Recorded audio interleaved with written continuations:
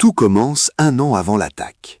Pécatrix, un chercheur en cybersécurité américain, vit une existence ordinaire, rythmée par ses écrans et ses lignes de code. Ses journées sont remplies de recherches, de tests de vulnérabilité et de surveillance des menaces numériques. Dans ce monde de logique et de protocole, il se sent en sécurité. Jusqu'au jour où tout bascule. En janvier 2021, Pécatrix reçoit un fichier d'un autre chercheur. Ce qui semblait être un simple outil pour tester des systèmes s'avère être un piège. La découverte est brutale. Une porte dérobée, un passage secret que des espions nord-coréens ont placé pour infiltrer son système. L'idée qu'un État entier se soucie personnellement de lui est à la fois terrifiante et fascinante. Il a échappé de peu à la catastrophe en isolant le fichier dans une machine virtuelle, mais le choc est profond.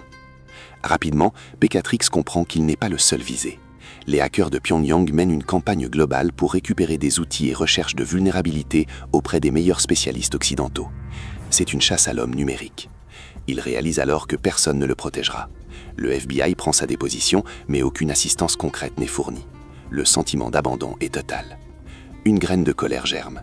Si les autorités ne réagissent pas, il devra agir lui-même. Ce n'est pas un caprice ou un fantasme, c'est un choix rationnel dans un monde où la cybersécurité est souvent sous-estimée. Pécatrix commence ses recherches sur l'infrastructure nord-coréenne. Il est surpris par ce qu'il découvre. Le réseau est minuscule, fragile et soutenu par des logiciels obsolètes. Les serveurs sont vulnérables, les systèmes mal configurés. Pour un hacker expérimenté, c'est une occasion en or. Chaque ligne de code qu'il explore est une porte ouverte, chaque faille une opportunité. Les premières nuits sont consacrées à l'observation. Il cartographie les serveurs, teste les ports, analyse les services en ligne. Les vulnérabilités sont partout. Des versions anciennes d'Apache, des bugs connus d'Nginx, des configurations non sécurisées. Pyongyang a laissé ses portes grandes ouvertes, comme si le pays lui-même invitait quelqu'un à entrer. Petit à petit, une stratégie se dessine. Pécatrix commence à écrire ses scripts. Chaque ligne de code est pensée pour un objectif précis, détecter les serveurs vulnérables, les surcharger, les rendre inaccessibles. Il crée des routines automatisées qui simulent une attaque massive, mais ciblée. Chaque script est une arme chirurgicale. Chaque paquet de données envoyé vers Pyongyang est calculé.